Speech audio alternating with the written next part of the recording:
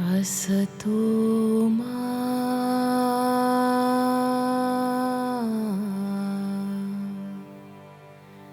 Sadgamaya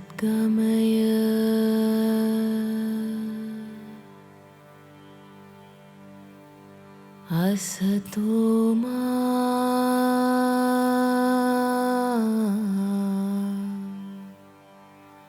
Sadgamaya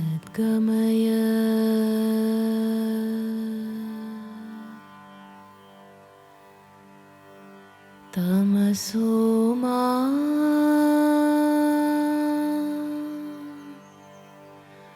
Jyotirgamaya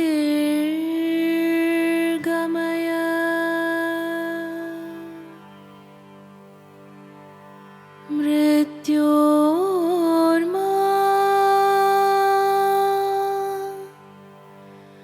Amritam Gamaya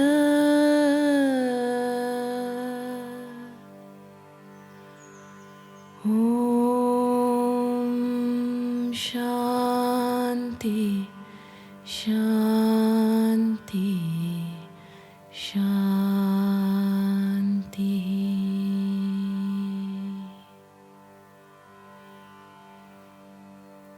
Asato ma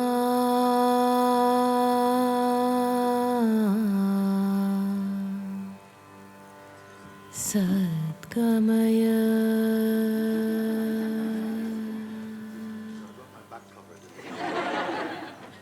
Tamaso ma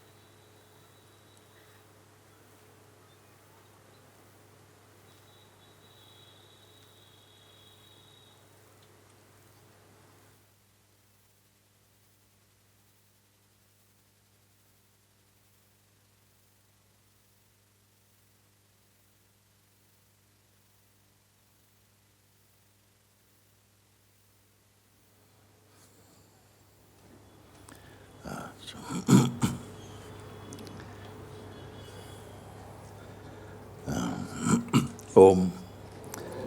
Namaste. Welcome everyone to Satsang here at the beautiful Ganga Resort on the banks of Ganga. And I have to say I'm very, very impressed with how much loving care it has gone into presenting and preparing this place for Satsang and all the events that will be part of this year's government yoga festival here. And it is immediately noticeable. And we have been very fortunate, I would say, to have accepted the invitations each year. We've been here now, I think this is the third year, could be, yes, here.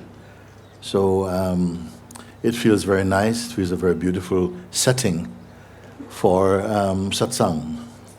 And so I very much would like to say thank you to the organizers here today. And very nice to see all these beautiful beings turned out for satsang. Yes, so very much looking forward to our communication today I see that there are many new faces that we have not met before. So perhaps I'll take just a few minutes to speak a little bit about the kind of satsang that we are conducting here in Rishikesh. So it has been called different things, the non-dual path to enlightenment, you can say. Gyan Yoga, we can also call like that. But simply put, for me, it is the direct means by which beings can discover, through direct experience, the timelessly present state of pure being, which we are, essentially. And by saying this, there's nothing that is fantastic about it. There's not an imaginary state or place. It really is who we truly are. And on our planet, for whatever reason, it seems, they say now it's nearly 7.5 billion human beings on planet Earth. And amazingly, so few, it seems, are aware in an authentic, experiential way of our true nature. We seem to be very firmly established in the belief that we are merely our bodies, it is fine, good body, and that we are our conditioning largely, and shaped by cultural conditioning, social conditioning, political conditioning, personal tendencies and so on, constitute the person we take ourselves to be. But even if that were true, we see that as we grow in years, our ideas about ourselves is also changing. And so no one remains in the same state of mind throughout your life. So what that means is that at different stages in our lives, we consider ourselves to be different people. You see? And so largely this is our imagination. It is our idea of ourselves rather than a firm, stable truth. So beings have been on this planet exploring into the nature of the truth and who we are, and is there anything about us that is stable, constant, pure, everlasting, you see? And they have found also that in our being, our true spiritual nature is timeless. It is pure. It is happy, wise, peaceful, free from fear and judgment and selfishness, free from any urge to injure each other. They have found this. And they can only pass on this to others by direct experience, you see. It is not something we can merely learn. Thousands and thousands of people have learned it, so to speak. But yet, in our actual interactions daily, it seems like we cannot apply the same thing we seem to learn. It seems only that we have understood it intellectually, but it has not percolated through into our actions, so it is not fully realized. So today we have come to meet with you and to not only to discuss this, but to explore into it and to see if there are beings here who are waiting for this very day and for what may happen today to go more deeply into their true nature, into the discovery of their true nature, and perhaps even to go to the complete realization of the self. We must always bear this in mind, and especially today, that it is possible at least this much openness. I ask you to be in the state of at least this amount of openness. You may say, well, I don't know if it is possible. But I'm not going to say it is impossible. Let us just wait and see what Mooji is going to talk about today, and whether he makes sense, or whether I feel connected with what he's speaking in some level. One more thing before we go further is that very often when it comes to such an important discovery, I would put it to be the most important discovery in the human kingdom, we find that there are certain movements, certain energies moving within us that is resistant to freedom or to the notion of freedom. How strange that there are powers within our own mind that are resistant to the idea of full discovery of our nature. And we must not just dismiss these powers cynically, we have to look at them, understand their nature, and transcend them.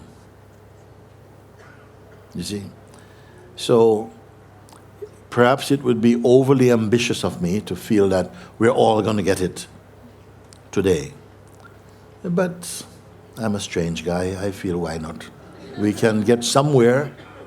We can get somewhere along, at least coming to a clearer understanding, not just here, but actually experience a change in ourselves for the better, at least.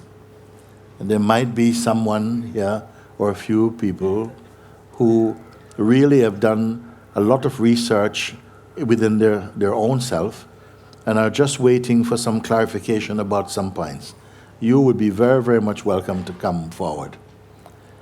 And then also, I very much invite questions which are what I call freedom questions. Freedom questions mean the person, the one who is asking, is really intent on breaking out from the hypnosis of conditioning and from the influence of the psychological mind that seems to bind us from liberating our hearts into freedom. So, do we have a little idea what I'm talking about? You have a little feeling, maybe we want to listen on a little bit more? Yes? What about you? Yeah, very good, very good. So with that, having said this, I'm opening up the space to everyone equally, that if you have a question that you would like to put to me, somebody at the back already, you can make your way forward. I don't know how many microphones there are. You can begin to make your way towards the front, or we may be able to pass a microphone so that you may ask your question.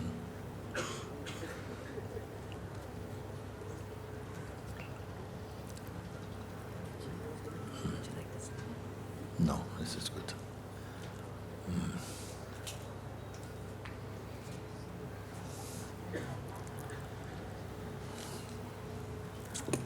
Hello, Mooji. Hello. Hello. You got two microphones now. Okay, just one thing to say. Yeah. Is it hearable? Yes. Hello, Mooji. Hello. I came here February 28. It was my birthday. And it was a wish to come to Rishikesh for my birthday because I wanted to make a deep commitment for going on a spiritual way. And today in the morning in the satsang, I'm shaking.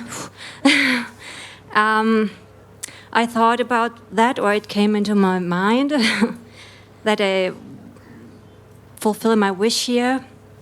And then suddenly the words came, I'm in this body, but that what made me come into this body was the consciousness. And the consciousness is never born. And when I am consciousness, I'm never born. And that evoked a deep revolution eternally. And I don't know on which side I am. So, yes. So I'm a bit like confused and...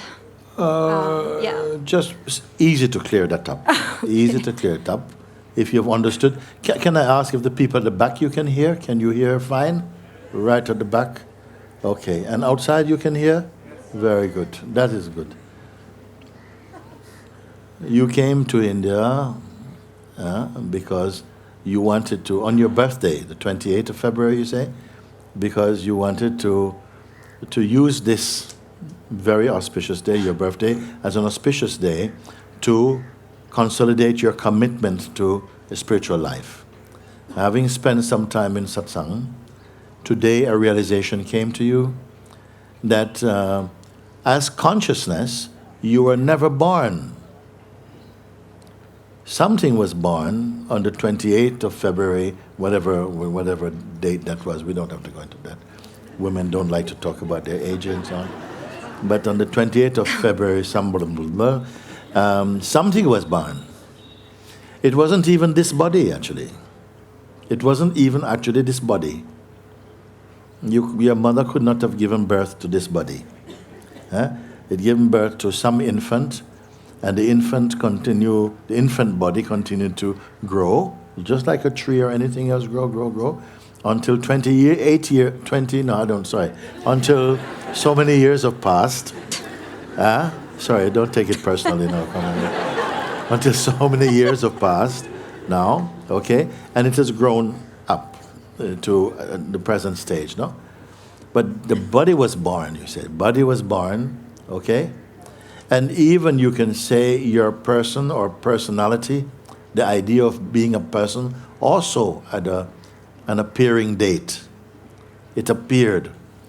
Even as the child was first appearing, it could not speak, it had no concept, it didn't know even the concept of mother or father or doctor or Hindu, or it didn't know anything at all.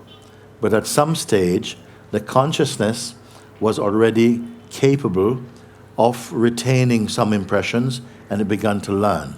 It's a natural process. Then it was taught, it's a girl, your name is so-and-so. And it continued to pick up information about itself. And then at some point, it could say, I'm a girl, I am, 2 years old, I am this, I am that. These are all qualities that came around the phenomenal form. But the consciousness, you say, what is consciousness? Is that knowingness, that sentient spirit, being. What age is that? What age is that? The body is so many years. Suppose the body is 25 years old. How old is the consciousness? No one can say, see? It's like space. How old is space? Nobody can say. It is beyond the quality space. The consciousness also is beyond the limitations of the body. It is dwelling inside the body. It is expressing and experiencing through the body, but it is not the body. It is not merely the body. You came to a realization today because somebody may ask you, how old are you? You may say, I'm 16 years old, I'm 25 years old, whatever it is. And we accept that in our world, that what that means. My body is 25 years old. My person is 25 years old. But your being, does anybody ever ask on any application form, how old is your being? Nobody asks these questions because they don't know what to say about it. Okay? So largely our human community functions within the paradigm or within the limitations of the body-mind identity. Mostly when we are interacting, it is on the body-mind level. That's as far as we go. And not even your parents or your best friend or your partner, your husband or wife will ask you about your being. We don't talk about it, basically. So how can so many people, even who are here, be here exploring the beingness? We're not here to talk about our body. We didn't come here as doctors and lawyers and this type of thing. No, but to explore into the nature of our spiritual being. And she said that today a realization awoke inside her. But I am the consciousness, and the consciousness is birthless. Did you say it like that? I said it was never born. It was never born. And is this just an opinion or is this a firm feeling in you? it caused irritation immediately. So it was yes, that's like it is, and then the second later it caused kind of irritation. Listen to this now, you see. Now, a realization came that as consciousness, I was never born. Very few people you will hear say that. As consciousness, I was never born. But few seconds later, a contrary feeling comes, some irritation came. Why this irritation come? It comes from the mind. It comes from our personal identity and the mind, because in each person, there is opposing energies working. There's an energy that's working to gain greater freedom, more happiness, more wisdom, more peace, more joy. And there's an energy that works also to keep you fixed on trivial thinking and just for very momentary aspirations, to keep you in the mode of just being a person. And as soon as you choose something as great or to find out about your true nature, it's like it begins to rebel. It creates unpleasant feelings inside. What is that, you see? And every human being have it in them. How to go on from here? Well, you come to see and become aware that those forces exist in the play of life.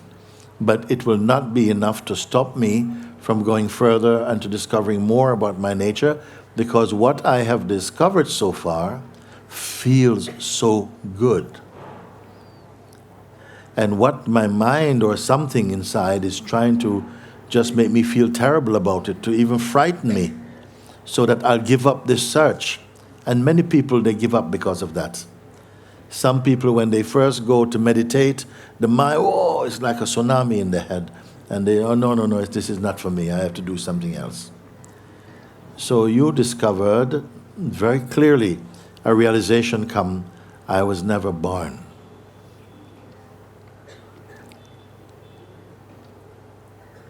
Everything you see had a beginning. Everything that you see on this side of your eyes have a beginning, have a birthplace, a starting point. Everything you see. And also will have an ending point.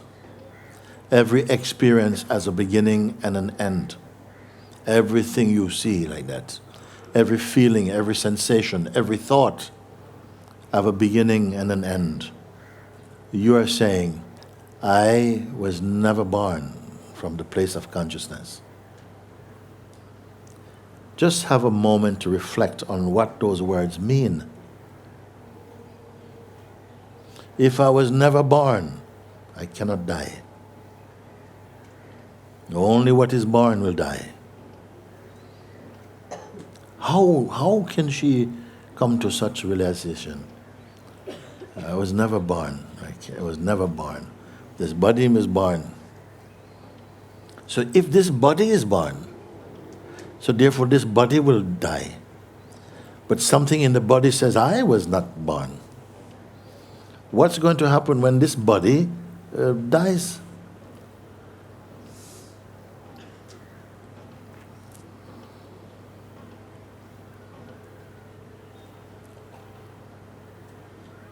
I am very impressed and very happy that someone has come to that realization. Not by force, maybe just out of curiosity, out of some openness, out of an interest in spiritual research, out of devotion or love for God or love for truth. Something comes like that. It even happens sometimes for people who seemingly had no interest. Even may have been doing something bad at the time. An awakening came inside the mind and the heart, a realization maybe just like this. And then soon after, something feel irritable. And then what happened? I just sat in the satsang and let it happen, what happened. And try to apply what you said, just to observe this still revolution taking place inside of me. So like a combat with no fighting. I can't explain that so Yes. good. And it was not loud, but I felt something was, who am I? I just this question, who am I? Finally, I couldn't tell. And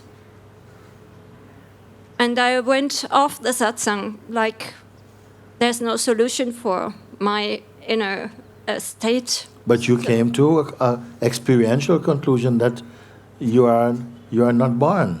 No. Yes. So therefore, you must know you are that which was never born. Where is the confusion now?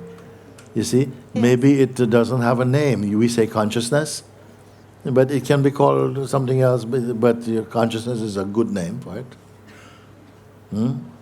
So let's look through what happened again, because many people will experience like this.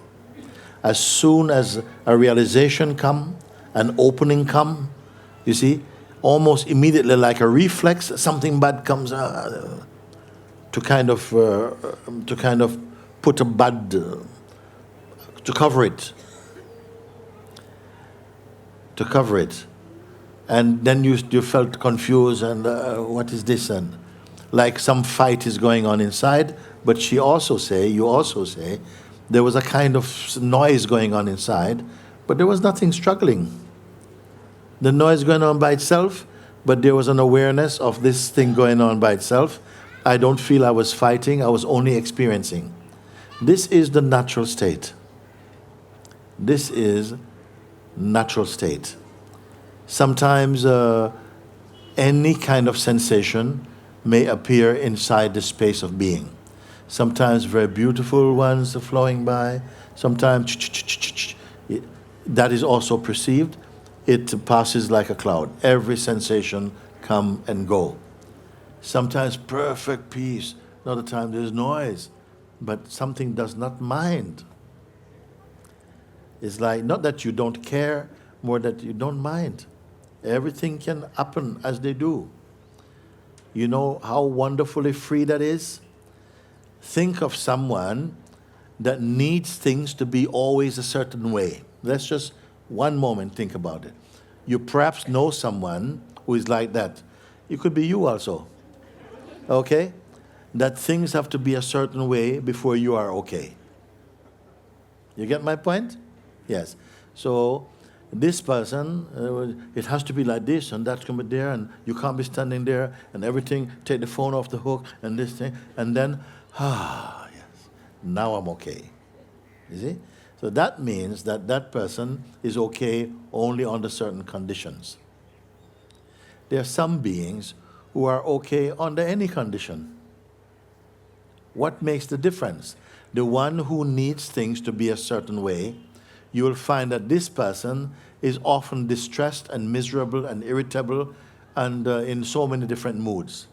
The one who doesn't mind how things are is always equally happy and pleasant and peaceful. You have found that. Immediately there was some reaction taking place, and at the same time there was nothing taking place at a certain point. There was a stillness. Inside this stillness, there was this noise was happening, and it must have come to the end of its display, isn't it? Do you know what you have discovered?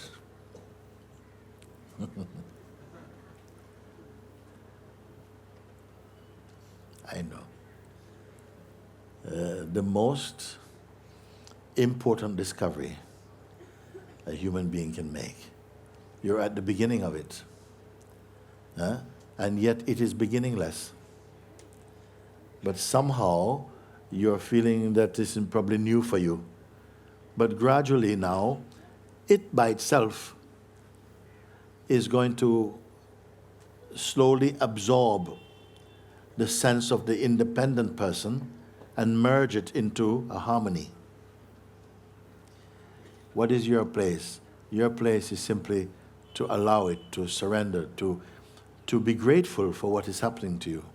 Because why I'm happy to speak with you now, because perhaps you're a little bit confused, you're not sure if you should be happy for what has happened or not. Can you imagine? You're not sure if even what has happened is a good thing or a bad thing. And it is the greatest thing. It is the greatest thing. Because now there is the change from person to presence, from personal consciousness to impersonal consciousness. And that is something very beautiful, because your senses will continue to work, to be open, but you'll find that there's less fear. You're only experiencing, perceiving, but there isn't a lot of need in you. There's all this desire for things that makes you restless. They're going to start to calm down. And what will be remaining is a peaceful being, a peaceful sense of being.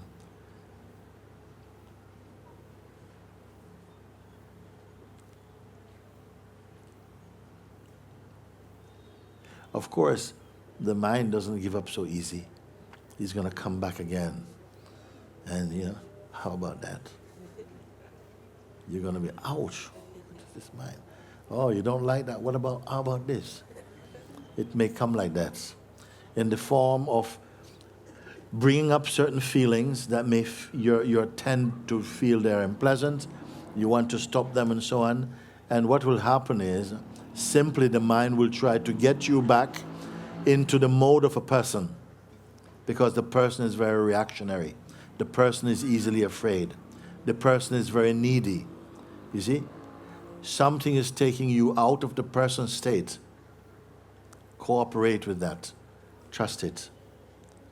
And you will keep going, moving into deeper states of consciousness. Panic and hold back to the person, and you'll come back into personhood again. And that would be a sadness. Because every human being has to grow up. Not just grow old, but grow into higher states of intelligence, a higher state of consciousness. Greater peace, greater happiness, greater joy, great wisdom. So my heart is full turned towards you, that you have been touched and blessed somehow by grace to have opened up this realization in you, and that may it continue to blossom more and more beautiful every day. That's why I was saying, you begin to realize every day is your best day. Can you imagine? Every day this is the best day. And tomorrow comes, this is the best day. Why the best day? Because the miserable one is not there. Do you know Mr. Miserable? He's a universal guy. He goes everywhere. Thank you. Very good.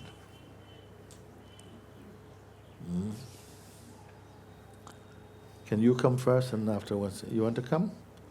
Yes, you had your hand up or not? As you like.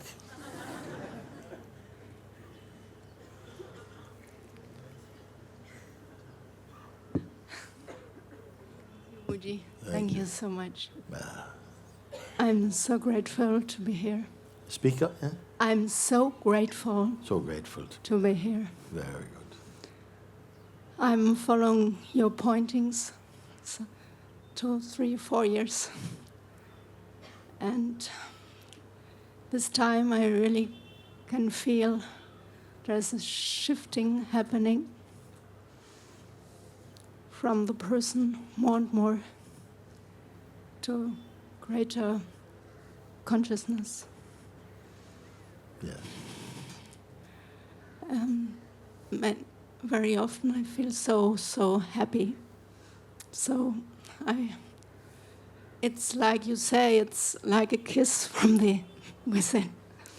Yes. And this I wanted to share with you and with everybody here. Of course you want to. Because suppose, you say, if, you know, if someone you really like give you a kiss, you feel very happy, no? Huh? So happy, good. Huh? But what if God kiss you? Yes, it's incredible. Huh? This is what happened when God kiss you, you see. You can't forget. No, It sets your heart on fire.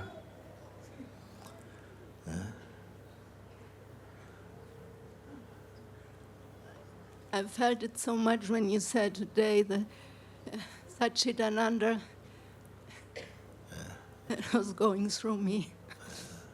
I don't know through whom. Yes, it's through you as consciousness. The consciousness was compelled in the beginning to identify with the body and think itself to be the body, think itself to be a person. And person is okay, even after you wake up to the truth of who you are, the person is just going to seem like a superficial mask you're worn for a while. It's not so heavy. But to live all your life in the mode of personhood is to have missed a chance to see the greater self you are, is to experience the divinity within yourself. And you are beginning to experience this. Just with the right guidance and support and encouragement, you are experiencing the divinity within yourself. You see? You don't have to hear about divinity, stories about it. You automatically know. You spontaneously know it. Just like if you became sick for the first time, you know something is wrong. You don't need a doctor to tell you something is wrong. And if you begin to get better, you immediately know you'll get better. When you're hungry, you know immediately, I'm hungry. It's not just I'm tired, I'm hungry. You know all these things. And so also you will know that there is something special is happening inside you. Something wonderful. And you can't hide it actually. You'll try to hide it, but can't hide it. Some people are going to say, look at this woman, some power is coming from her, something that makes me feel also peaceful and happy. My greatest wish is to be replaced with God, that Yeah. I finished. Yeah. I come here for freedom. I come here for finish the person and the whole stuff. Yes. Here to finish the person means to go beyond the limitations of personhood, because you have the capacity, you have the potential to go. You see? So she's saying, I'm here for this, to go as far as I can. Yes. To leave this limitation, this kind of irritable personality behind. I want to take to my inner sky. I want to be in this pure place. Very good. Thank you so much. Very good. Thank you. Very good. Hallelujah.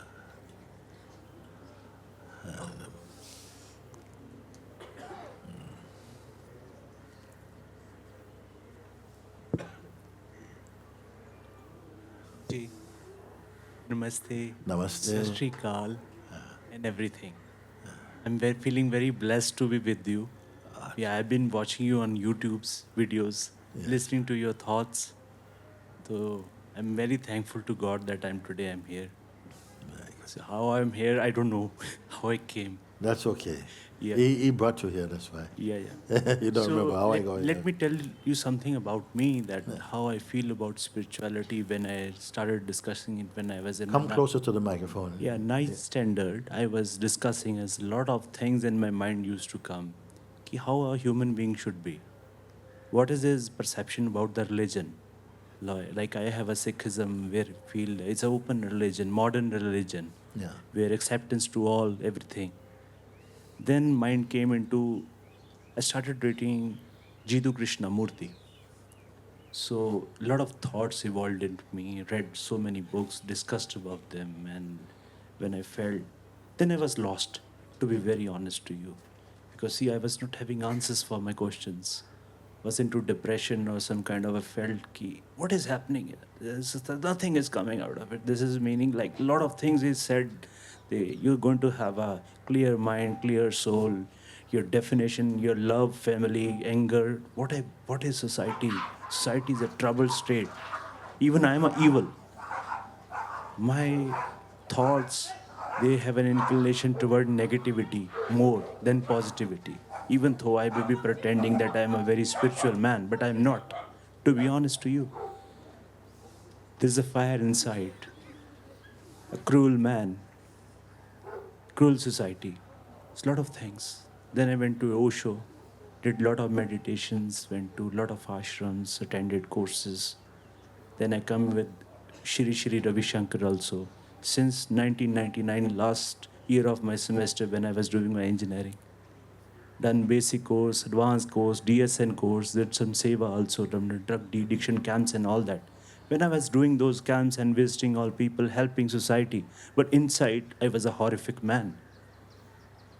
I was feeling I am doing it, I am doing it. My ego was building up. I have done that, I have done this, I'm going to do this, I'm going to change the world. No, I am nothing. I am a confused personality, to be honest to you. Please see. You are? Yes, I am. Even right now? No, not now. We're trying to figure it out something, to be honestly. Not immediately, you can say that, but it'll take some time. Like, see, I am, you can say, a different human being. Like, you might be meeting a lot of people, a lot of reading things, getting confused, making my own theories, trying to fix it with some kind of theory of origin, Charles Darwin, this and that, reading sociology, understanding psycho of the people. So I don't know, a lot of things are inside. So reading, getting and trying to do the practical in the life. Trying to help the society to tell them, ki, this is what we should do. I don't know why I'm imposing my things on people. In fact, I also do, but consistency is not there. Not in the process, in the whole way. I don't know if I would have done the process in a proper way, I should have been a better human being. So this is what I feel. This is what I'm trying to get from you. I want a leader, a guru, a spiritual healer who can tell me, son, hold on. You should calm down. I know I should calm down. My mind is racing like I'm a Ferrari. That kind of, like a Ferrari. Ferrari. Actually, to tell you calm down, not going to help you. You see? Tell you calm down, I can't help you. Can't calm down. All the things that you have done, all the things that you have studied, all the things you have practiced, you see, all these things, if you want to be helped today, I am going to tell you, are you willing to follow some advice from me, like immediately like this? So that's why I'm here. Yes. Because you are going to have to drop all your ideas about spirituality and how the world should be and helping the people to do this and you must do that and this is the correct way to do this. And you're going to have to drop all of that, leave all of that. Supposing you are coming into my room and I say, before you come in, leave all your stories outside. Leave all your stories outside. I don't want any part of it. I don't want to hear about your life. I am only come to meet you. Okay? Okay. So I don't want to hear, I did this and I studied with J. Krishnamurti and with Dosho and okay. If it is like that, whatever juice there is from that, I'll come to know by myself. Don't worry about it. So I would say to you then, to leave all these things. We don't talk about that because if we are going to really meet, I don't need to know that. Because that person I don't need to meet. I don't even want to meet him. Okay? So leave all this aside, all this, and any idea about what you would most like to have from this meeting now. Even this, don't even touch this at all. Don't touch any self-image, or nothing from past, or nothing from future, or no stories at all. Be totally empty of it. Can we come to this place? Let's start fresh. Start from zero. Huh? Yes. When people are counting, they start what? 1, 2, 3. But you're going to start 0. You say, start count for me, 1 to 10, 1, 2, no. For you, 0. After 0, 0. After 0, 0, 0. Okay? Now I want you, I'm very serious about this. Yeah, I'm getting. What it means by 0? It means without content for a moment. No content.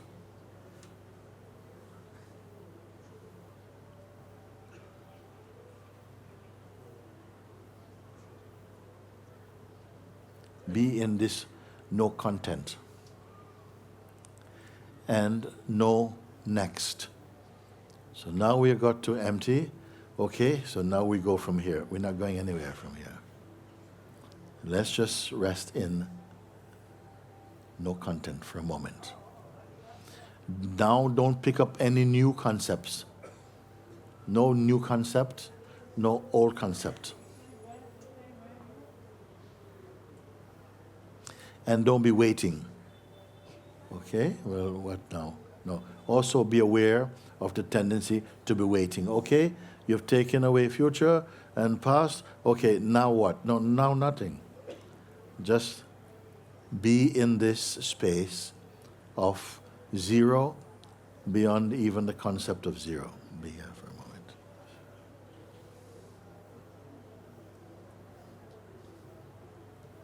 And I'm speaking to everybody.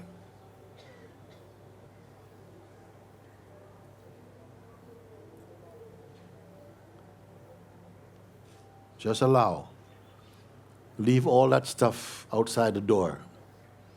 If, after we finish speaking, you want it all back, you will get it back. You won't pick it up. Okay? So leave everything. All your good stuff and bad stuff, all your rubbish, leave out the door. You have to come in here naked, empty. So empty, empty, empty, come empty. I am not asking you to suppress your senses. I didn't say leave your senses outside. The senses are not offensive. But leave your mind out there. Leave your story. Even your mind, I don't have to. The mind that is collecting stuff, leave that. But empty mind, you can let him come. Okay? So this is the state I'm inviting you to right now. Like that. Now you see your senses are still present. Your ability to perceive is still present. Okay? But I'm going to ask you not to decide anything or to be interpreting anything from. Just stay in this space of being. Okay? But don't stay as a stayer. Who understand what I mean? Good. So you're not staying as like, I am the one staying. No, just stay. But don't be a stayer. No labels. Just stay here. And now you can share to me what is here. What is here now? Empty. Empty. Empty, empty, empty. Is this a disappointing discovery? Actually, I was suppressing my thoughts. Honestly. You are expressing your thoughts. Suppressing. Are you suppressing your thoughts how now? is to be idle, to be not to think or not to do anything, not Yeah. to Yeah. think on anything. Yes. Stop thinking what I've been thinking. Yes. Concentrate on. Is that what you were doing now? Yeah, I was trying. You see, but I asked you something different. I didn't ask you to suppress your thoughts. I say leave them out. Yeah, you told me, but to be, it's an honest reply. Okay, good, Yeah. good. Yeah. Now just leave them outside. You see, if you're suppressing them, you've got a job. While I'm talking to you, you're holding the thoughts now. You're doing something. If I ask you to leave it outside, what are you doing? Nothing. It's outside. It is a big difference. I'm happy that you are honest enough to say that you are just holding off your thoughts from coming. That is very different. Because in order to hold off your thoughts, you have to be a holder of your thoughts, or holding off your thoughts. I didn't give you a job to do. I say just leave them for now. Leave it for now. Take a break. Leave it outside. Come inside, please. But leave your dirty shoes outside. Leave dirty mind outside. Leave all your stories outside. We don't need. What a unique invitation. Now when you are, come in. Leave everything outside. You see? Feeling better. Yes. So leaving things mean you're not keeping them. You say, leave them outside. The dogs are fighting over them out there. Leave them out there. But you're here. You're just here. Rare it is for a human being to put aside these tendencies and habits. You see? Even in sleep, we can't do it. Sometime, no? Comes time to go to bed, yesterday they won't go to bed. Your mind won't go to bed. Too much thinking. But here I've asked you, and grace is with you. Leave them outside and come in. So the very fact till you come in is because I want to see you. I want something. I want to meet you. So you leave everything out, you come in. Then I ask you, now that you're in here, without all these thoughts and stuff to look after, speak from me here. But I say also, don't even touch any idea about yourself. Even the feeling I. The most important word in any language. Also leave him also. Don't pick it up. Unless it has no content. It is just a vibration. Okay? So this is what I'm asking you now, freshly again. You see, what is here now? Now I could hear some lot of things. Now I can feel whatever you were saying earlier, the things were different. Now I'm feeling a straight connection is developed. I could see that whatever you were saying is coming into my mind. Yes. Was getting blocked. Yes. Now I can see what you are saying. Yes. Trying understanding. Yes. Now pay attention just to the space of being. Do you have a sense when I say being? Do you have a feeling what I'm speaking? You especially, I want to ask you here, because I don't know where you are from, if you are from a particular group or so on, no? When I say, be with your being, do you understand what I mean by this? Yes? Yes. It's an intuitive thing. The beingness is not an object. I say, okay, go and stay with your being. Okay, no. Your being is already you. You are your being. So I'm simply saying, don't go towards any objects and caress. Just stay with yourself. Just be with your being. It's a simple thing. No? You've emptied yourself of all different calculations and tendencies and so on. You've emptied all that out. You've left it outside. Now you are just yourself, your being. How it feel? How do you feel? Very good. Very good. Very good. Do you feel something is missing? Something outside is I need something from my old stuff? No, you don't need it. No. No. You see. So therefore, when you go out, will you pick up the things you left outside? No, sir. No, very good. So you can go out through another door. We don't want to leave that one. We go out another door. You see? And why? The power of emptiness.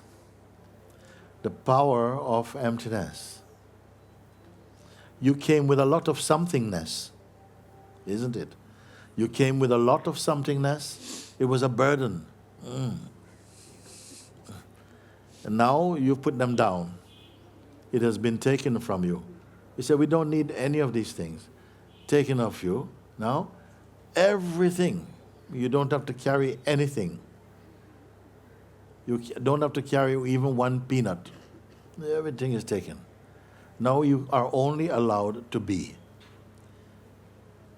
Only allowed to be. And what happened? Sometimes your mind doesn't want you to hear what I'm speaking. He's already looking around.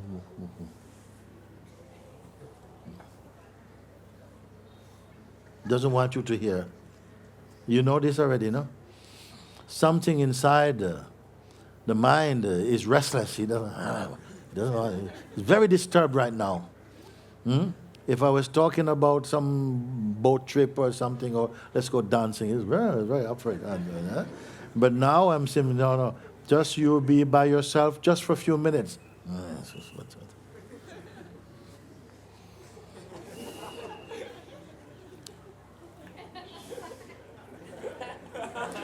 This is mine for you, okay? You're aware of it. You want to live like that?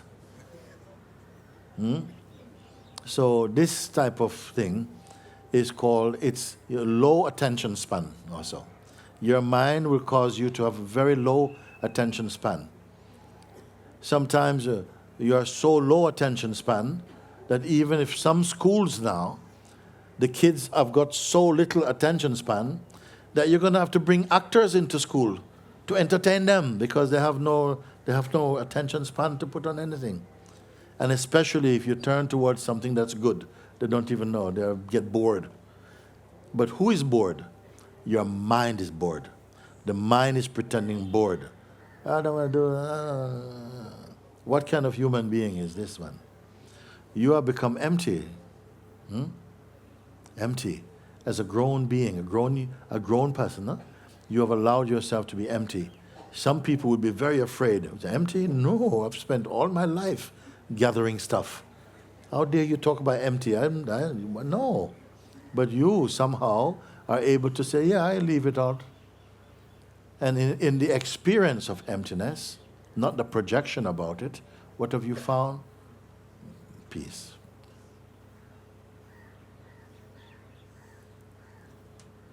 The mind is going to say, yes, okay, but we have a lot more stuff to deal with than that. You don't have anything to deal with. If you have peace, no amount of money can buy peace. You can buy an island, and you still don't have peace.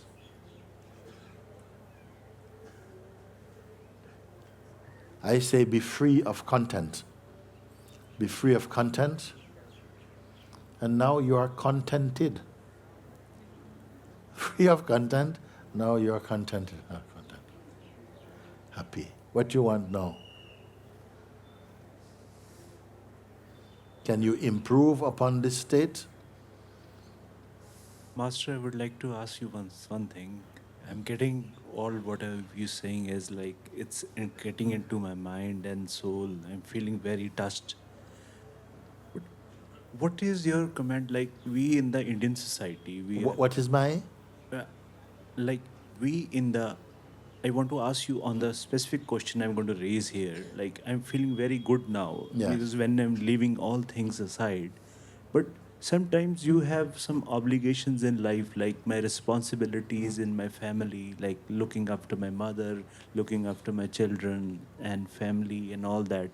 So when you start thinking about them, something troublesome is in the family, or like your mind get into that key, how what to do now?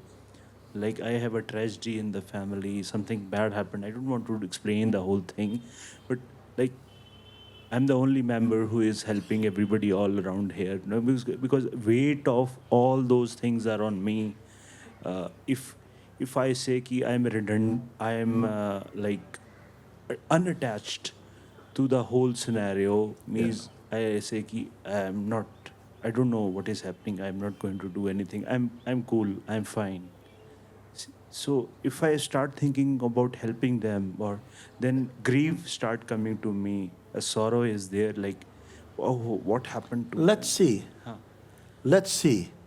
You are supposing what will happen now. you will have gone through a transformation in yourself. It's not the same one in there. I will tell you actually. If you have truly understood, and now, while it's still fresh, you feel that you want to be more in this state right now. You want to continue to stabilize your mind in this state because you feel probably the best you will feel in a very long time. You feel light, you feel open, you feel free, no? Okay? This is how you feel. So, of course, any intelligent being is going to want to continue in this state of wellness, of lightness, of freedom, joy, and all of this. You're going to want to feel it. Then the mind comes again and says, okay, but how can you live like this when you have all these responsibilities? How can you live when you have all these responsibilities? You know, are you going to be able to be peaceful with all these responsibilities? Well, why not? Why not? In this country, you had one King Janaka, no? He had to rule a whole kingdom. And he was liberated. And still, it did not interfere. In fact, it helped, actually, to make him the greatest king, the greatest ruler. You see? So you have to find the Janaka in yourself. Don't be worried about these things. Your worry about them causes more trouble. Life is spontaneous more. When something is needed, something comes from the unexpected area and it begins to show you, guide you. Even maybe some help will come maybe from people you've never met also. Yes, that's it. That is my life and I'm telling you this life. Okay? This is the miracle of your existence. Do you think you can plan your existence and make a better life than the life that is unfolding through grace and trust spontaneously? No, you cannot. Nobody has ever been able to do that. All the people you know, your friends and everything, did you know you're going to have them before you met them? Did you plan, okay, you are going to be my friend. In 3 years, you're going to be my wife. Did you know these things? You don't know anything. Everything is sent by grace, by life. It has come. You see? So, in the same way, you can learn to relax a little bit. The responsibility is a lot what you're putting on your head too much. You see?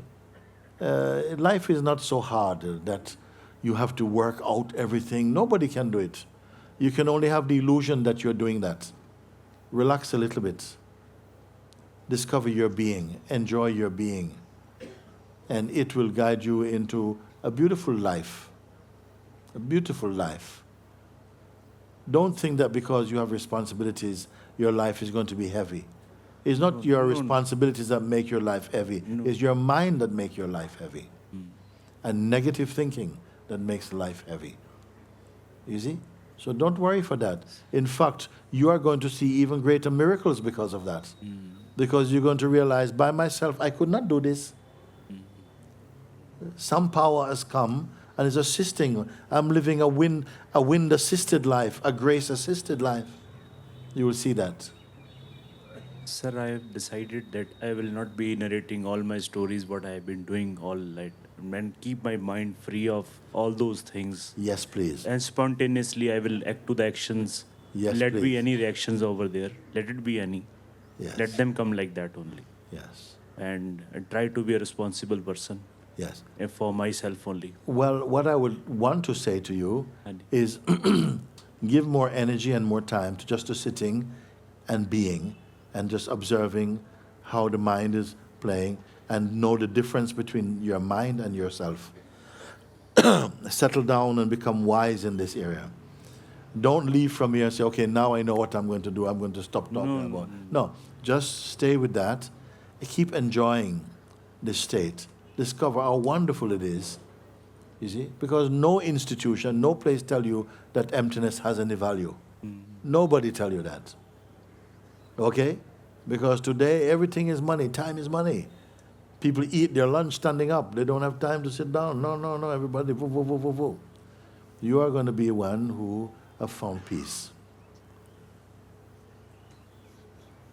It, today, to find a human being who is peaceful is like a very unusual thing. Like, my God, where have you come from to be so peaceful? People don't expect you to be peaceful because everyone seems so anxious about something. But you're peaceful for no reason, because your being is peaceful. You're happy for no particular reason. Your being is happy. Yes, sir. I'm feeling happy. Yes, yes, I'm yes. feeling happy. Yes, yes, yes. I don't know about future, but I'm going. Forget fine. about future. No one has ever experienced the future. It's a concept. You're living only in the continuous nowness of life. Future is a myth. Future is what your mind wants to play with, to present you with things that are speculations. Let your life be an adventure. Discover it as it unfolds. I always wanted this kind of a life. This alone is life. The rest is strife. This is life. Thank you, Master. Thank you, thank you. Very good. Hello, Mooji. Hello. Namaste. Namaste. I want to share something with you. Yes. A couple of hours after my first satsang here, I seen you in the yard of the ashram, talking to people. When I came close to you, something inside of me became very afraid of you, because I had the feeling that if you'll see me, it will vanish, this thing, and I will lose something. So I did my best and hide behind these people's back, so you had less chances to see me. And after you left, I felt self-content. Oh, good that he's gone. Now I can. You did enough. You see him close. It's okay. And in the next day's satsang, I had long parts of the satsang and I didn't understand the word. I struggled. I don't understand. Like you're speaking an alien language or something. Yes. And I have the feeling that this thing is still not gone. It's still inside, and almost tricked me that it's gone. But I discovered that it's even better hidden now somewhere inside. It's better? Hidden. Hidden. To hide. Yes, hidden. Yeah. Yes. Well, let's listen to what you're saying, because you've shared a lot in those few words, and very, very much things that I think we can all benefit from hearing. He says something is attracted to him, no? To come and to meet me. But when he comes close, fear comes. Why fear is coming? This fear is a fear that is in all the people. Some fear is there. And as soon as you begin to come towards this love, this joy, this wisdom, the fear comes. The fear is coming from the mind. It's coming from the past. It's coming from the thing which is stopping your life from being radiant and spontaneous and free. You see? It locks in. It tells you you're not good enough. Be careful, you're going to get in trouble and all that. It's always sort of fearful or arrogant or whatever. You see? So when you came, something you felt, I hide from him, But you're attracted, but something is also afraid. So you went with the fear and this, and then I didn't see you because you're hiding, no? So but I do see you. But I don't want to disturb. If you want to hide, you can hide. So I go and I go out, and then the feeling inside goes, wow, that was a near-death experience. So let's go. Okay, so what is this feeling? Because it made you feel like you were safe again. But yes. you were never in trouble in the first place. There's a force that is functioning inside our being that is not on your side. It is not your friend. Not yet. and it will block your life from its full expression. It will make you into a little bit of a recluse, afraid to go out, afraid. He is not on your side. It brings up lots of inhibitions and tell you you're not good enough, and people are going to laugh at you if you show yourself, and all of this. And so if you listen to it, which often we do, we end up just, it's almost it brings you to almost start to apologize for your existence. I shouldn't really be here, really, by accident, no? Apology, no. But you're here to live. And we say to make manifest the glory of God. You see? So you apologize, afraid. So this is mind that does that. The psychological mind, not the practical mind. Practical mind you will all need. Even the sages need a practical mind, because it leaves no footprints in the consciousness. It doesn't leave any deep impressions in the consciousness. But the psychological identity, that one is very cause of a lot of trouble. All the troubles in the world is caused by him. All the troubles in the world is caused by this dark side, the ignorant side. So this is what happened. And then what happened now is that you, after this thing happened where you hide, then what happened now?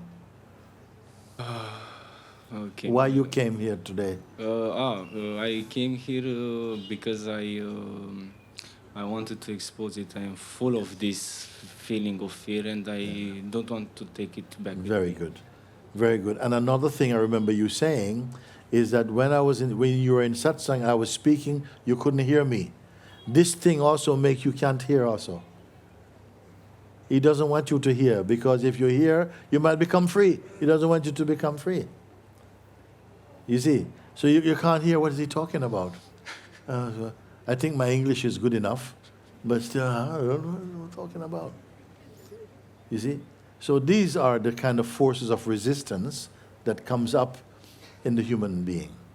It makes you fearful, not just in human beings, in all sentient beings. You see? I can't hear.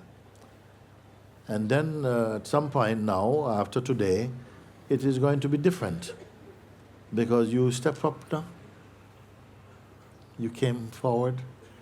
First, he's not going to let go so easy. You see? Because he says, actually, if I could speak with him inside, you'll be saying, no, he's mine. Belong to me, not to you. They don't belong to me. He's free. Something trying to manipulate your processes, your thinking, your spontaneity, to block your intuition, your joy. And you are saying that I don't want anymore to protect this, yes, or to listen to its voice, because then I start to live like some frightened creature. No, you're not here to live like that. Yes. And it doesn't. You have a resistance to come towards me. Why? Because I have no judgment for you. I have only love for you.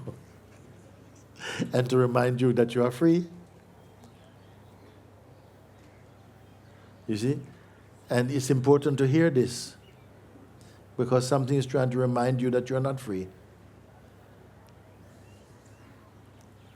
Yes, good. You see? Thank you. So I'm very happy that you come. And I'm happy too. yes. It's very good. Don't be held back by this kind of resisting energy. Everyone must break out of him. Yes, thank you so much. Thank you. Thank you.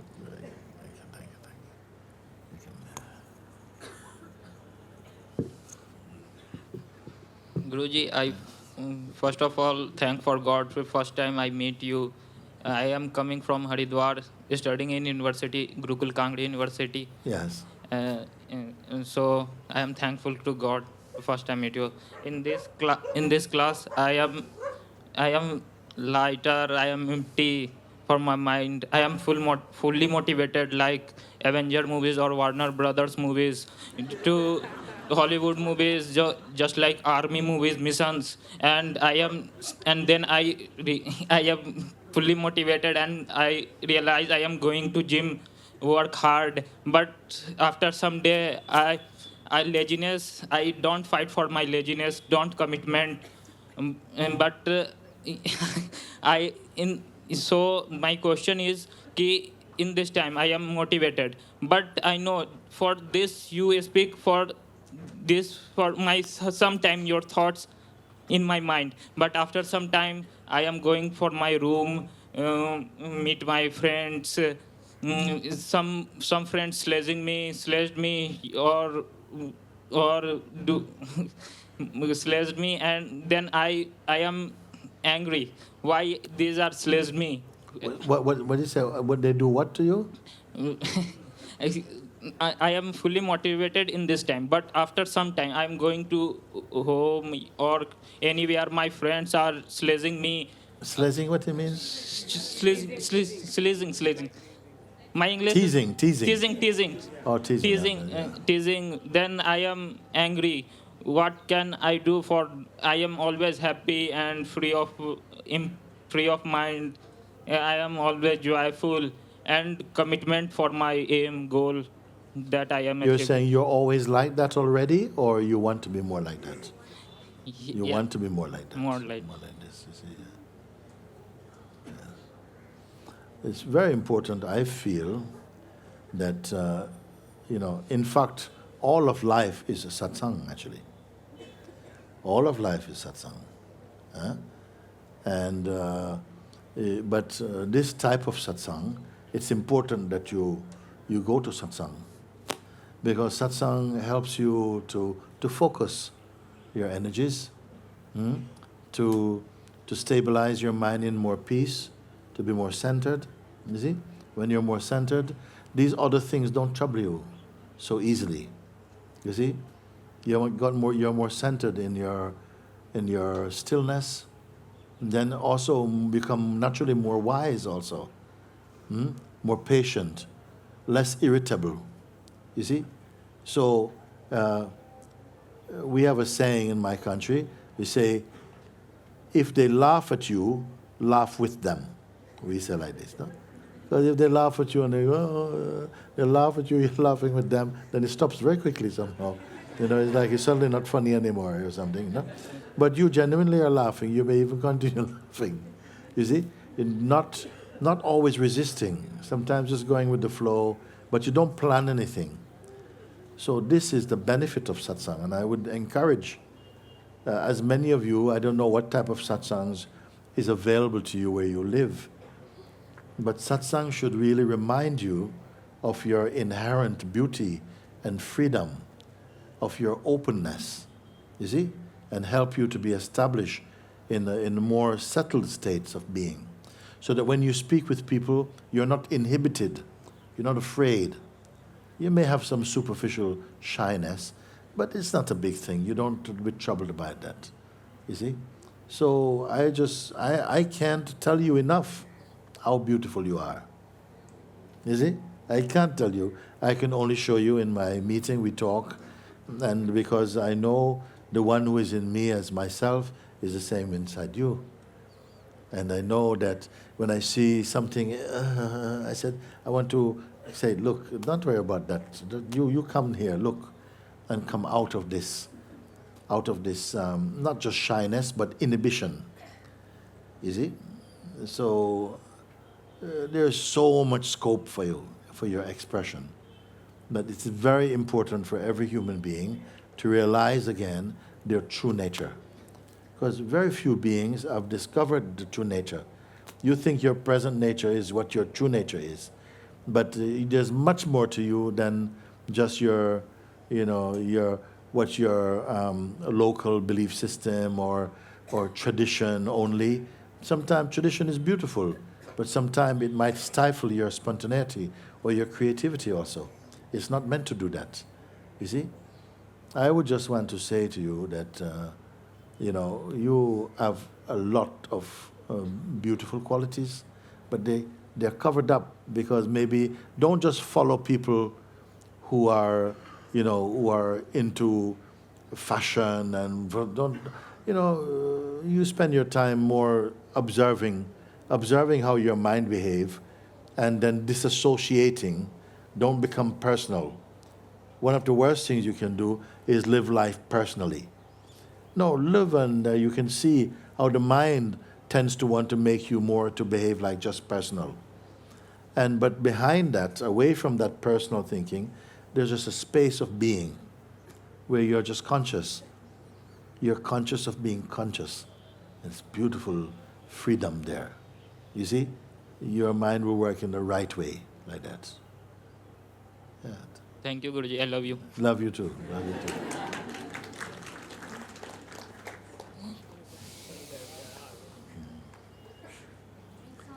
Okay, huh? Water.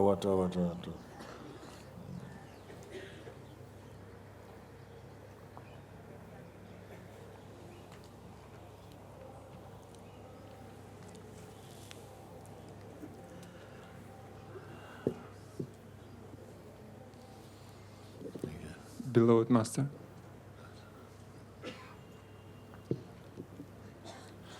you calling me. I'm here now, in front of you, in Rishikesh. I'm trying to prepare myself to this meeting in my sadhana, in the method of Sri Bhagavan, do self-inquiry, where the attention is coming from. And this wonderful practice brings me sweetest fruits of silence, peace, introverted mind. And now I'm here in front of you.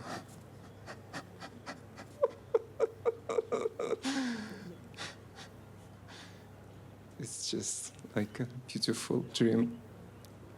And if you feel like this wood is dry enough, maybe it's a little bit like gunpowder, like a little gunpowder on it. So please put a fire on it.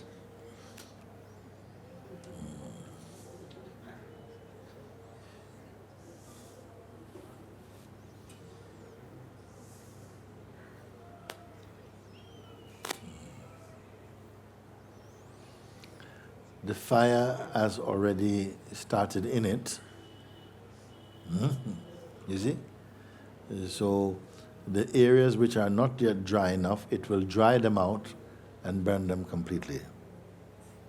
You see? Because if I sprinkle only little gunpowder, it will make a big noise. But only the bit where the gunpowder is will be burnt. But there's a deeper fire inside. It's burning everything from the inside. Whatever is not true, it is burning this. You see? And this is automatic power of grace. It's doing it already. Otherwise, you could not have these feelings in your heart. It put these feelings in your heart, you see? And whenever the space and the time is right, it will absorb more and more of anything that seems to be floating, that needs to be anchored inside the heart. It will burn them as well. It will put them in. You are coming to satsang, no? Every day. Yes. My feeling is that it has to happen. For anyone who is sincere, it has to happen. No? It's happening already. Yes.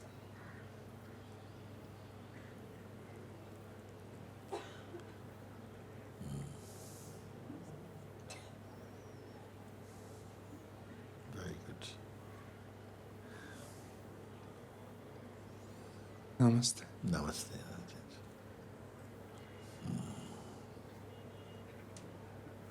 Very good.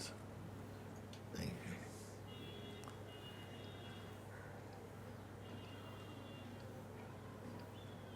you. You come.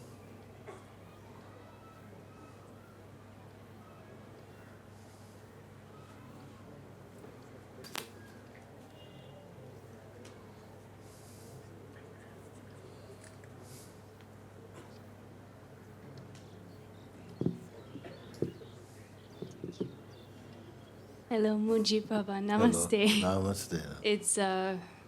It feels really surreal to be in front of you right now and to hear my own voice over this this thing. I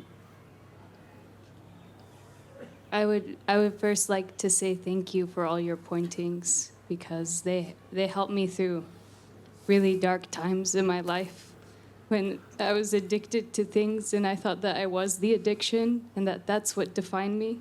And you really helped like take that conditioning out of me and help guide me out of that. And I just want to say thank you, like from every fiber of my soul. Thank you.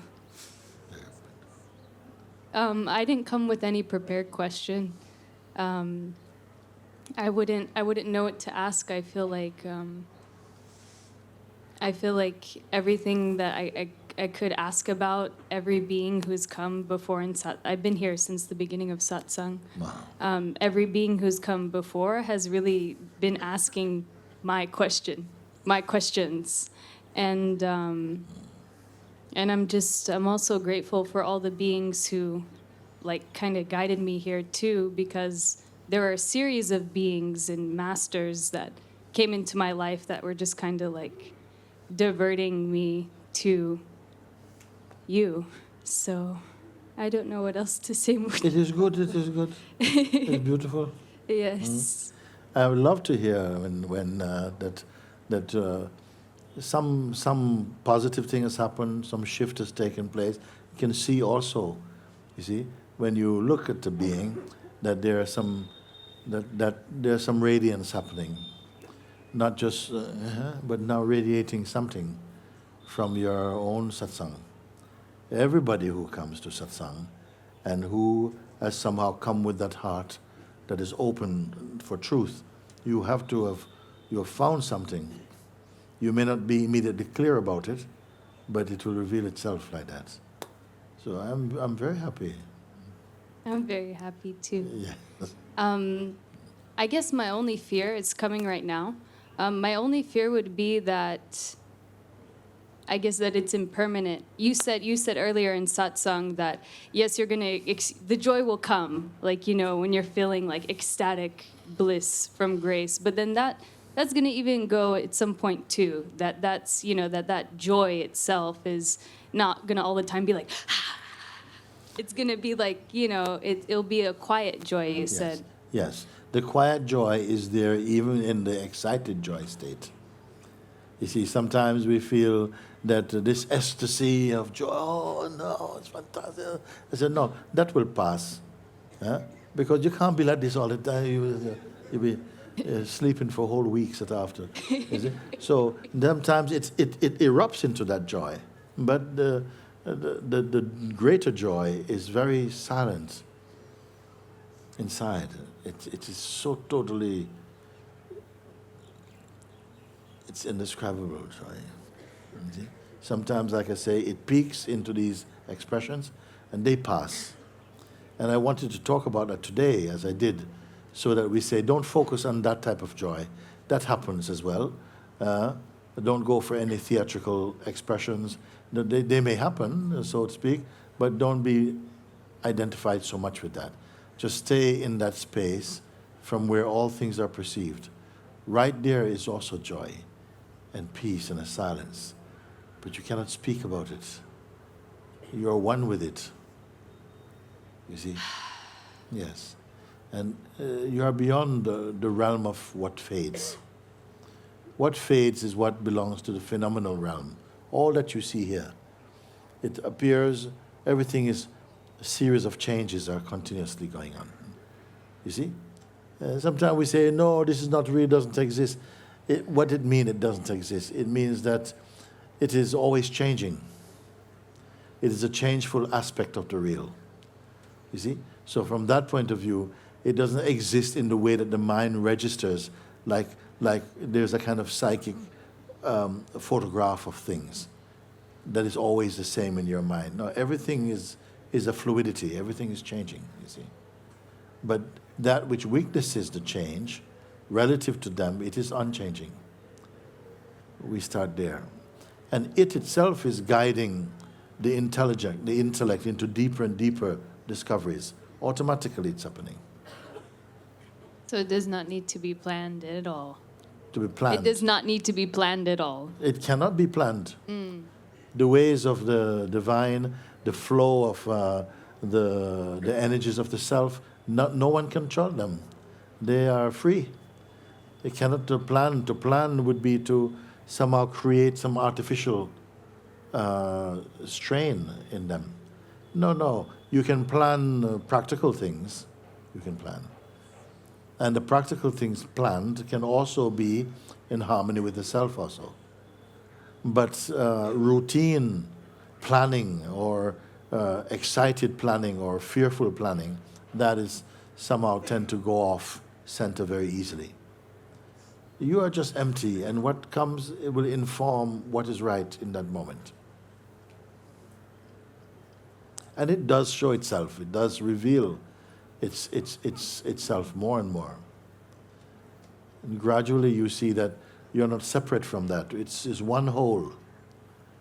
The perceiver, that which is perceived, and the act of perceiving are all one functioning.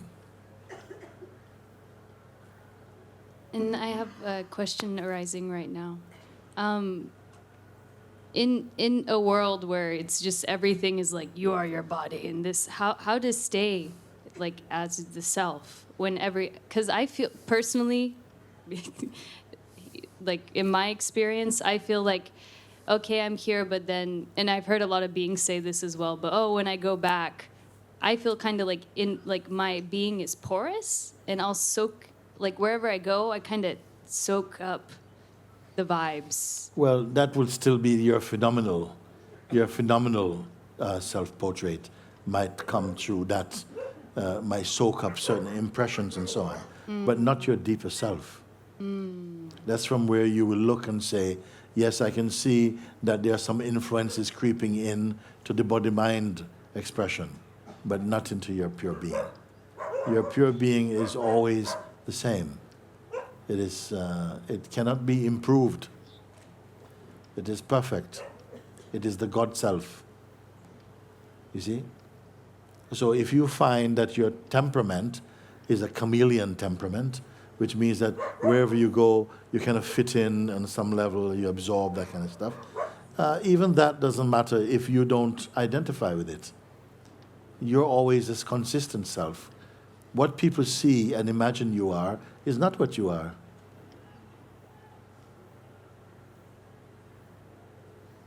But as your own understanding deepens in the heart, what is being expressed will tally and be somehow integrated with the heart.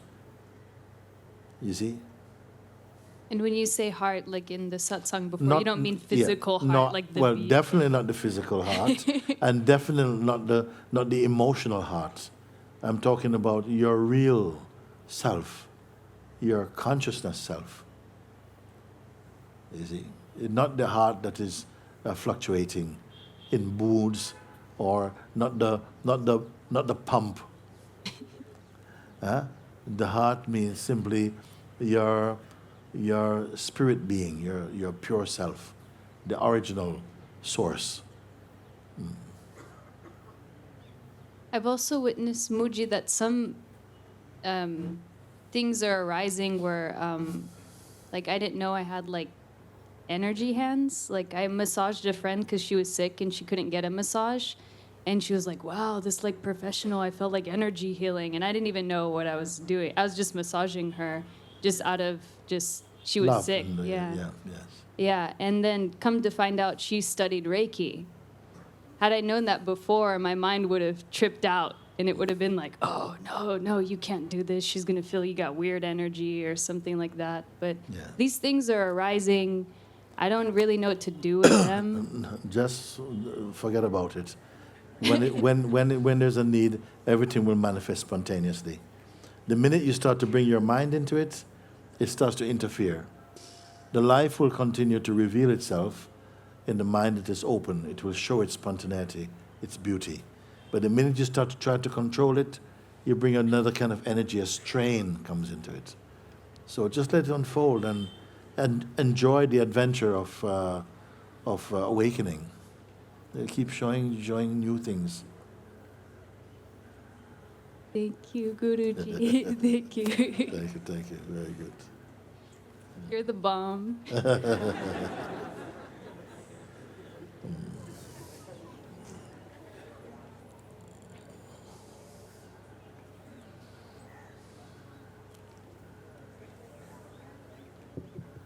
Namaste, Guruji. Namaste. I had made a prayer to you, and you've answered my prayer. I'm here because of your grace. And as I was raising my hand up, I was hoping you wouldn't call me Yes. because something was scared to face you. Yes. Something feels like it's going to burst open, Yes. but I run away with my psychological mind, and I've been with it for far too long, and I don't like it anymore. Yes. I want to drop it. It begins to drop as soon as you stepped away. You stepped up, no? That is already turning away from it. The fact that it didn't prevent you this time. Yes. You didn't run away with it. You see, I notice also sometimes people, they leave this place at a place where they should not have left. It's the most beautiful thing a human can learn. And they're going somewhere, I don't know, to go and have some samosa or something. I don't know what they're going to do. At the most of auspicious and beautiful thing. You see? So this is, I don't know what's up. But you're here. You came and you say, I don't want to be ruled by this kind of noise. It's like, you know? You put your hand up and somebody goes, I hope he doesn't pick me. You see? You see? But a higher choice in you, put your hand up. We used to call it helium hand. You don't realize, but the hand goes up like that. Oh, me?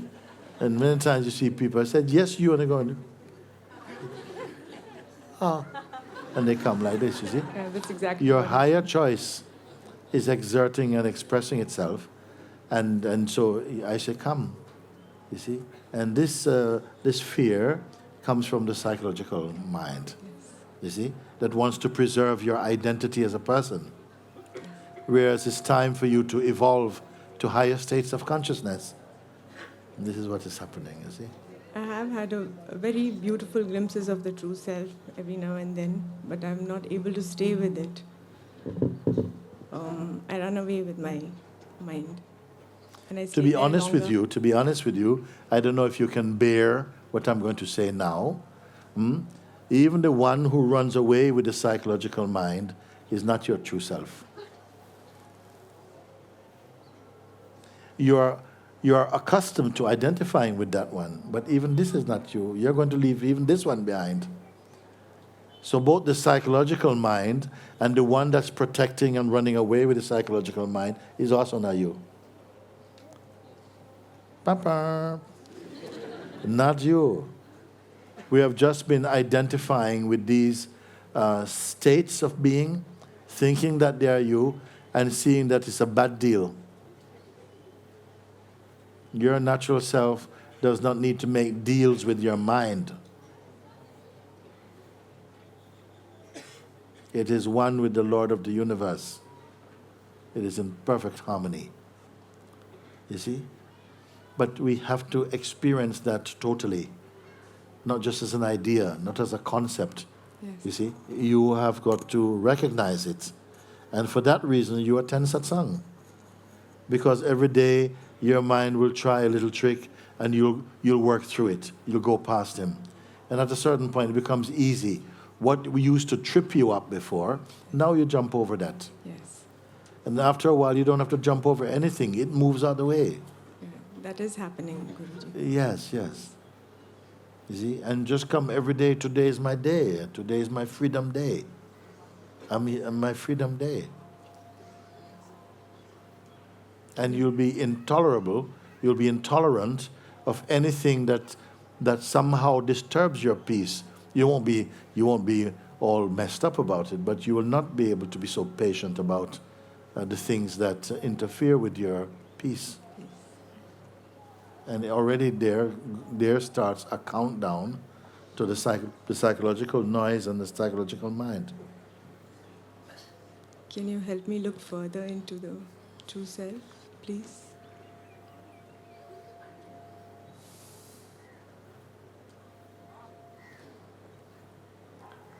There's an awareness present even now in which you standing here asking about the true self is being perceived.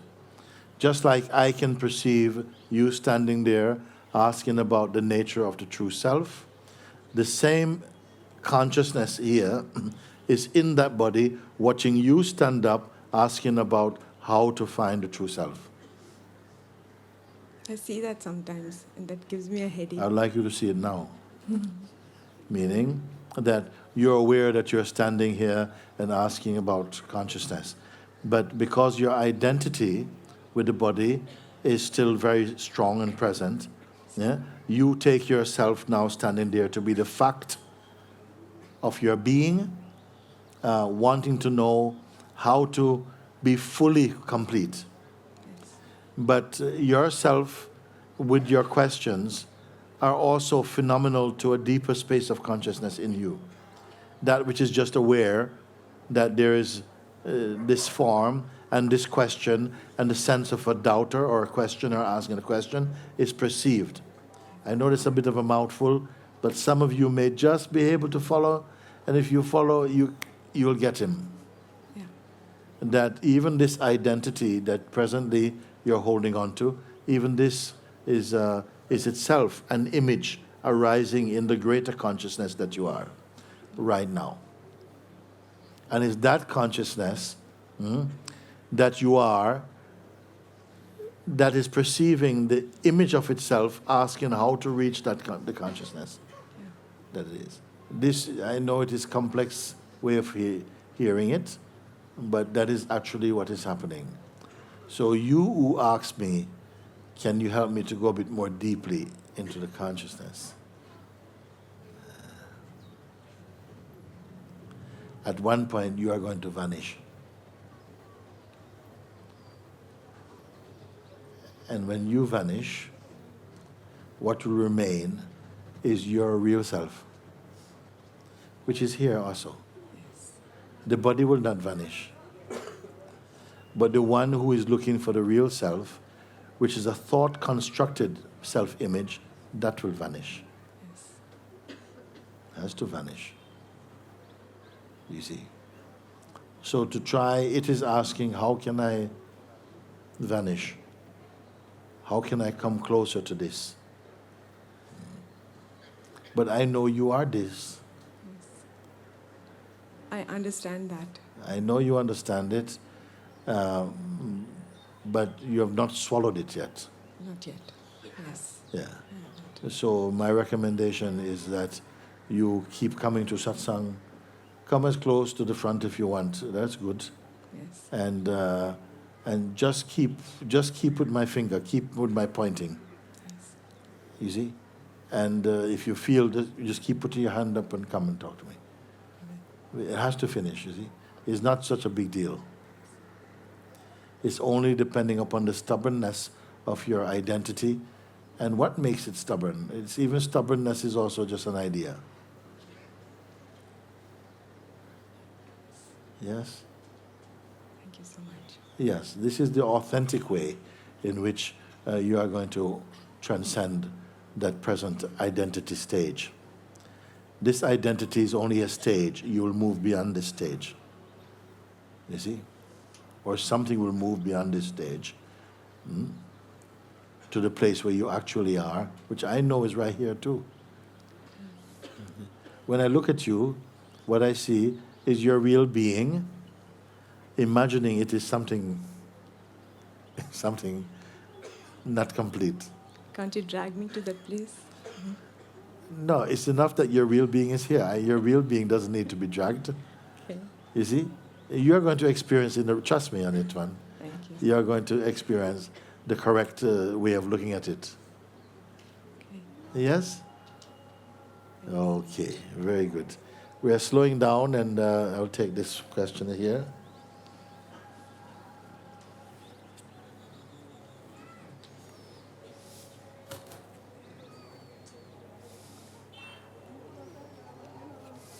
Good evening, Mooji. Good evening. So, Mooji, there are hundreds of people sitting down there. Yes. Few people are asking few questions. Yes. And I know, and you also know, that everybody has question in their mind. Yes. And the whole life will be having some questions. Yeah. Maybe I ask some question, you will satisfy me today. Yeah. Is there any stage that we don't have any question in our life? Yes. What is that stage? Me. Yes.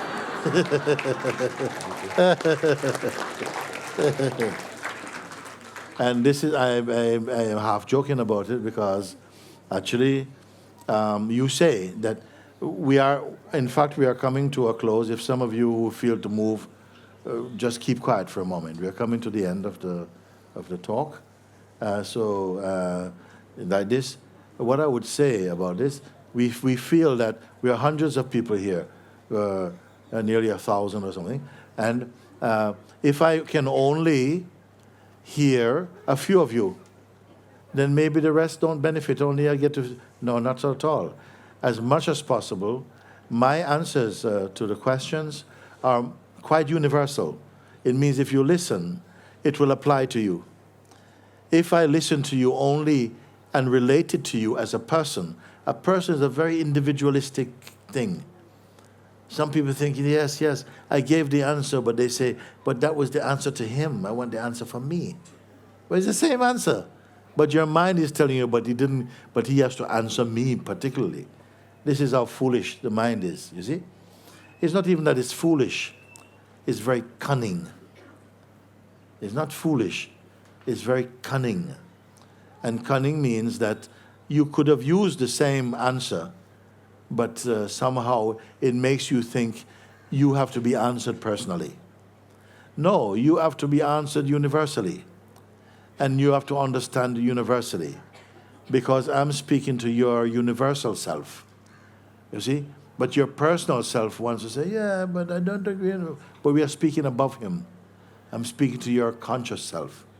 Now, at some point, you may find that if you follow the correct pointings, one answer may burn 10 questions. One of my answers may burn 10 or 20 of your questions. And maybe in a short time, if you follow what the answer or the response is aiming at, you may find that your mind comes very quiet. And you'll be looking for your next question, can't find it. You've burnt up your questions. You see? It is possible. You said to somebody right now, whosoever is in you, same as in me and other person. Now, who is asking this question? Is it my body? Is it my mind? Or is it my soul? Or is it you? Who is asking, and why are we asking these questions? Thank you. And when does this questioning stops? And what is that stage? Does it come in a short?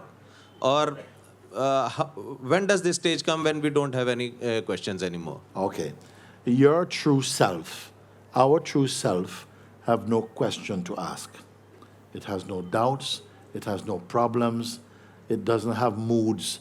It is constantly perfect, beyond even the concept of perfect. Okay? That is your highest truth. Okay? But also, that highest truth has manifested this world. First, it manifested itself in the form I am. That vibration, I am. Okay? That I amness is the earliest expression of the absolute into material nature. Okay? That I amness is the place from which the God self is experiencing through the senses and the mind the dynamic world. You can put like that. Okay? That I am feeling needs a body in order to taste the experience of life. It needs a body. So it fashions a body, male or female, depending upon what it chooses to do. Okay? And in that body, it causes that consciousness to extend further into the belief that it is the body. Not only is it operating in the body, but it is believing in that it is the body. Supposing you have a car and something made you believe you are your car. Just imagine. It sounds ridiculous, no? You say, it's my car. it is my car. You don't say it's me. I mean, it belongs to me. Okay? But you also say, it is my body. So something is saying, my body. It's not the body saying, it's my body. Something is saying, it's my body. So it treats the body that it's a possession. It's not what it is. It even says, it's my belief. It's not its belief. He's not the belief. He says, I believe this. I can change my belief. I can change my religion also. I can change my name. I can change my car. All these things because they're not original to me. You see? And I say also, my intellect, my memory. Okay? My memory used to be better 2 years ago than it is now. So something is aware of even memory. It is not memory. It observes memory. So you say, my memory. You say, my sight is not as good as it used to be. It watches sight also. It knows the sight has decreased. It is not sight, but it perceives the strength of sight or the weakness of sight. Your marriage breaks up and you say, my husband has gone. Yeah, my life is finished. But you're still here. My life. It sees life itself as a kind of possession. It belongs to me. Who is speaking these things? So that which says my, I, me, my, if you leave all its possessions aside, it only remains as I. What is this I? Well, what I want to say in answer to your question, because you ask, who is asking these questions? Okay? Yeah. I said it's not the pure Parabrahman, it's not the Paramatman asking the question. Then who is asking? He said, well, it must be the consciousness that is first when I call you and say, spirituality is the growth from person to presence. Presence means the dynamic God that experiences through the mind and the senses and sense of time, but is not affected by time. You see? But somehow in this world, when it identifies as a person, then in that case, it becomes a mixture of presence and person. And it is this presence person that's asking these questions. It is not the pure consciousness. It is not the liquid consciousness. It is a consciousness cocktail of consciousness and person that is asking the question. And when does this end, Swamiji? When the consciousness, Ramana Maharshi, if you have heard of Ramana Maharshi, a great sage also, he said, the I removes the I, yet remains the I. And I'm going to explain what it means. The natural feeling I am, which is the consciousness in its dynamic expression, must remove the I, me, which is the ego self. When it removes the I, me, it again remains the I, or the I am.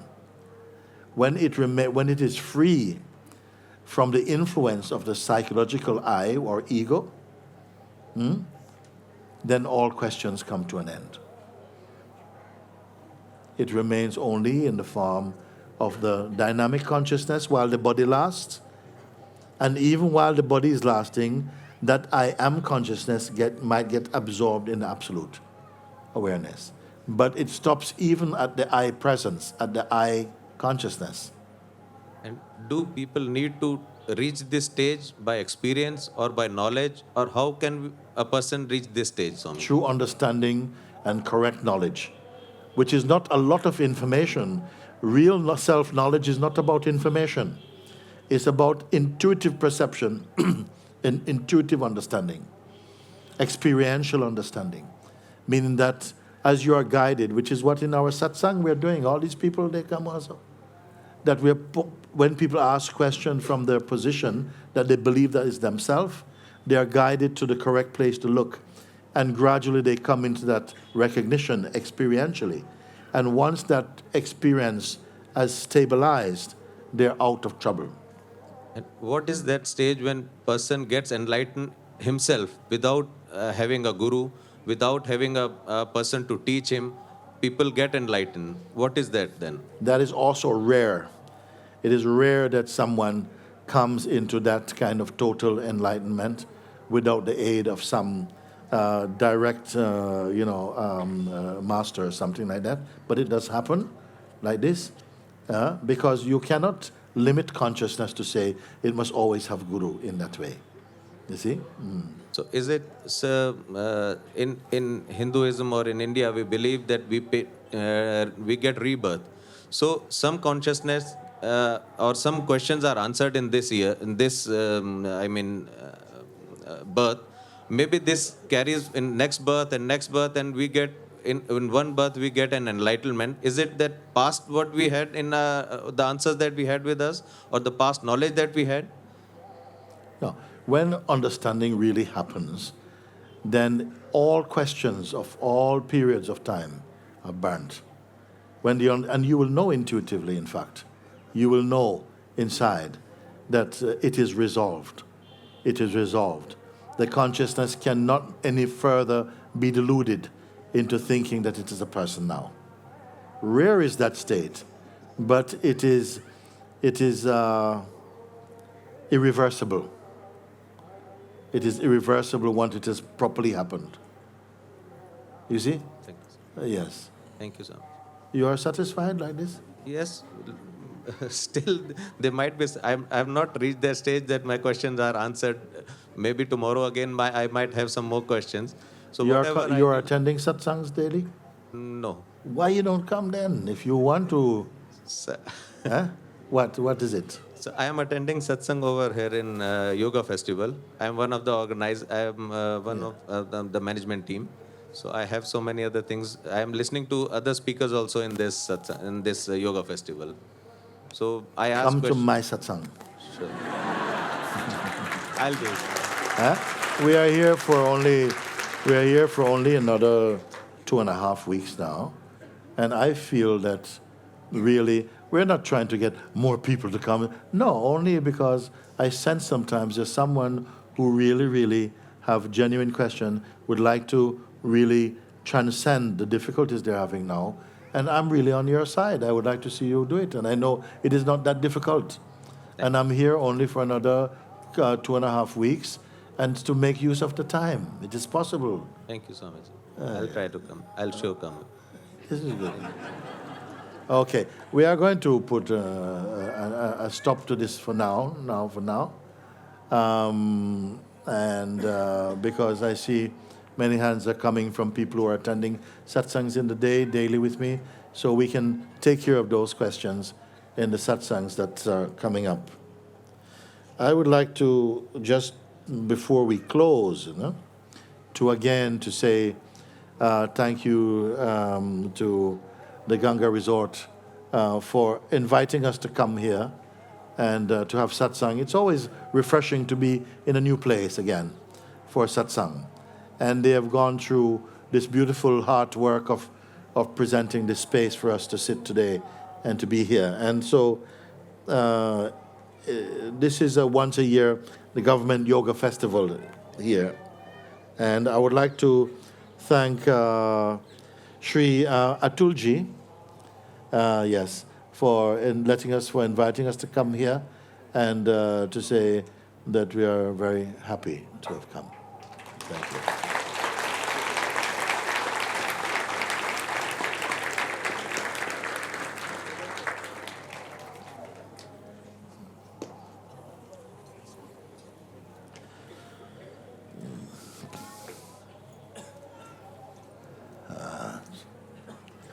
I take this off now.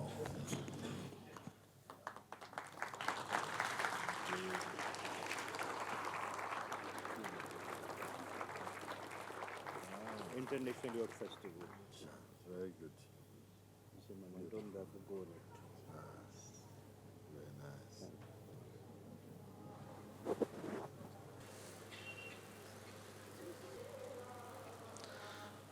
Okay. So can I thank you, and we see you in the morning. Thank you. Sir. Thank you.